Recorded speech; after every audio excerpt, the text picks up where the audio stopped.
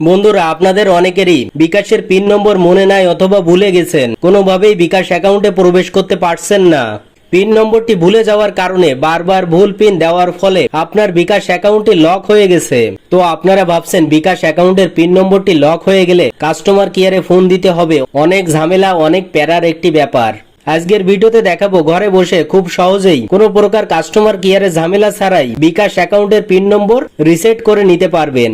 বিকাশ অ্যাকাউন্টের পিন নম্বর কিভাবে রিসেট করতে হয়, নিজের বিকাশ অ্যাকাউন্টের পিন নম্বর নিজেই রিসেট করুন।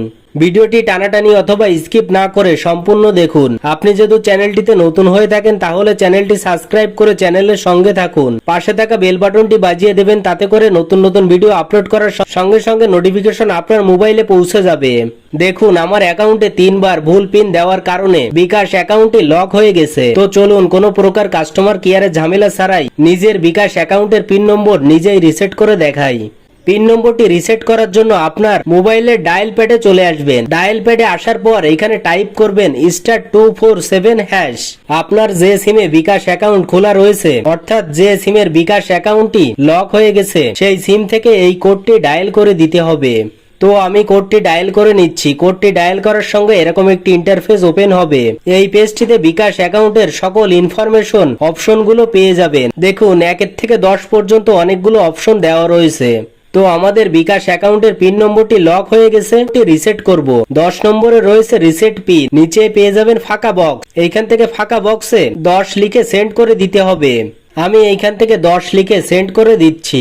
আপনাদের সামনে নতুন একটি ইন্টারফেস ওপেন হবে। এই পেজটিতে রয়েছে enter your bKash register, NID card, passport, driving licence, অর্থাৎ এখানে বলছে আপনি কোন ডকুমেন্টটি দিয়ে বিকাশ অ্যাকাউন্ট খুলেছিলেন।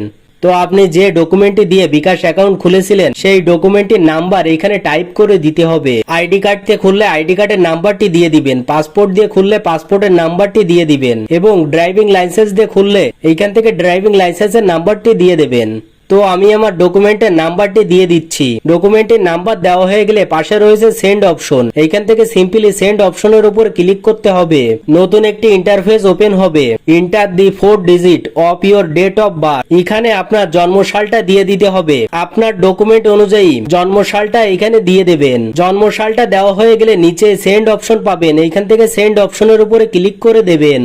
কিছুক্ষণ লোডিং হওয়ার পর নতুন একটি ইন্টারফেস ওপেন হবে। 1 থেকে 7 পর্যন্ত অনেকগুলো অপশন পেয়ে যাবেন। এখানে আপনি লাস্ট 30 দিনের ভিতরে কোন ট্রানজাকশনটা করেছেন সেটা সিলেক্ট করে দিতে হবে।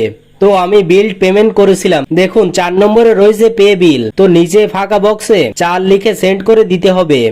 আপনারা লাস্ট 30 দিনের ভিতরে যে ট্রানজাকশনটা করেছেন সেইটা সিলেক্ট করে দেবেন। আর যদি লাস্ট 30 দিনের ভিতরে কোনো ট্রানজাকশনই না করেন তাহলে 7 নম্বরে রয়েছে নো ট্রানজাকশন, এইখান থেকে 7 সিলেক্ট করে দেবেন। তো 4 নম্বরে রয়েছে পে বিল। আমি এইখান থেকে নিচে ফাঁকা বক্সে 4 টাইপ করে দিচ্ছি। পাশে রয়েছে সেন্ড অপশন, এইখান থেকে সেন্ড অপশনের উপরে ক্লিক করে দিব। নতুন একটি পেজ ওপেন হবে, ইন্টার অ্যামাউন্ট। তো এই পেজটিতে আমি কত টাকা বিল পেমেন্ট করেছিলাম সেইটা সিলেক্ট করতে হবে। তো আমি আমার অ্যামাউন্টটি সিলেক্ট করে নিচ্ছি। আপনারা আপনাদেরটা সিলেক্ট করে নেবেন। ফাঁকা বক্সে অ্যামাউন্টটা বসানো হয়ে গেলে নিচে রয়েছে সেন্ড অপশন। এইখান থেকে সেন্ড অপশনের উপরে ক্লিক করে দিতে হবে। সেন্ড করে দিলেই আমাদের কাজটি complete. Your PIN reset request, please wait for a confirmation SMS। এখানে কিছুক্ষণ ওয়েট করতে হবে কনফার্মেশন SMS আসার জন্য। তো দেখুন কিছুক্ষণের ভিতরেই আমার কনফার্মেশন SMS-টা চলে এসেছে। Your bKash account PIN has been reset successful. এই SMS এর মাধ্যমে বিকাশ অ্যাকাউন্ট আমাদেরকে একটি টেম্পোরারি পিন নম্বর দিয়েছে। এই টেম্পোরারি পিন নম্বরটি দিয়ে বিকাশ অ্যাকাউন্টে নতুন পিন নম্বর সেট করে নিতে পারবো। এই টেম্পোরারি পিন নম্বরটি দিয়ে নতুন পিন নম্বর সেট করার জন্য আবারও আপনার মোবাইলে ডায়াল প্যাডে চলে আসতে হবে। ডায়াল প্যাডে আসার পর টাইপ করবেন *247#। একই সিমটি দিয়ে কোডটি ডায়াল করবেন। আপনাদের সামনে এরকম একটি ইন্টারফেস ওপেন হবে। দেখুন প্রথমেই রয়েছে 1 নম্বরে মাই বিকাশ। তো নিচে ফাঁকা বক্সে 1 টাইপ করতে হবে। নিচে পেয়ে যাবেন সেন্ড অপশন, এইখান থেকে সেন্ড অপশনের উপরে ক্লিক করে দেবেন। নতুন একটি পেজ ওপেন হবে। এখানে 1 নম্বরে রয়েছে চেঞ্জ পিন। নিচে ফাঁকা বক্সে 1 টাইপ করে সেন্ড করতে হবে। দেখুন চলে এসেছে ইন্টার ওল্ড পিন। SMS এর মাধ্যমে টেম্পোরারি যে পিন নম্বরটি দিয়েছিল সেই পিন নম্বরটি এইখানে বসিয়ে দিতে হবে। তো পিন নম্বরটি বসানো হয়ে গেলে নিচে সেন্ড অপশন রয়েছে, এখান থেকে সেন্ড অপশনের উপরে ক্লিক করতে হবে। নতুন একটি পেজ ওপেন হবে। এই পেজটিতেই আপনাদের নতুন পিন নম্বর সেট করতে হবে। ইন্টার এ 5 ডিজিট নিউ পিন, এখানেই নতুন পিন নম্বরটি সেট করতে হবে। তো আমি আমার পিন নম্বরটি সেট করে নিচ্ছি। আপনারা আপনাদের পিন নম্বরটি সেট করে নেবেন। নিচে রয়েছে সেন্ড অপশন, এখান থেকে সেন্ড অপশনের উপরে ক্লিক করে দেবেন। কনফার্ম নিউ পিন, এখানে আপনার সেম পিনটি এখানেও বসিয়ে দেবেন। বসানো হয়ে গেলে নিচে সেন্ড অপশন পাবেন, এইখান থেকে সেন্ড অপশনের উপরে ক্লিক করে দেবেন। আমাদের কাজটি সম্পূর্ণ হয়েছে। দেখুন এখানে চলে এসেছে your mobile menu, pin has bin change successfully. এভাবেই খুব সহজে ঘরে বসেই কোনো প্রকার কাস্টমার কেয়ারের ঝামেলা ছাড়াই নিজের বিকাশ অ্যাকাউন্টের পিন নম্বর নিজেই রিসেট করতে পারবেন। চলুন বিকাশ অ্যাকাউন্টে প্রবেশ করি, দেখি প্রবেশ করতে পারছে কিনা। তো এখান থেকে আমি আমার বিকাশ অ্যাপটি ওপেন করে নিচ্ছি। এখানে আপনাদের বিকাশ অ্যাকাউন্টের নাম্বারটি দিতে হবে এবং নিচে বিকাশ অ্যাকাউন্টের নতুন পিন নম্বরটি দিতে হবে। তো আমি আমার বিকাশ অ্যাকাউন্টের নাম্বার এবং পিন নম্বরটি দিয়ে দিচ্ছি। পিন নম্বরটি দেওয়া হলে নিচে রয়েছে পরবর্তী, এইখান থেকে সিম্পলি পরবর্তী অপশনের উপরে ক্লিক করে দেবেন। পরবর্তী অপশনে ক্লিক করার সঙ্গে আমার বিকাশ অ্যাকাউন্টটি ওপেন হয়ে গেল।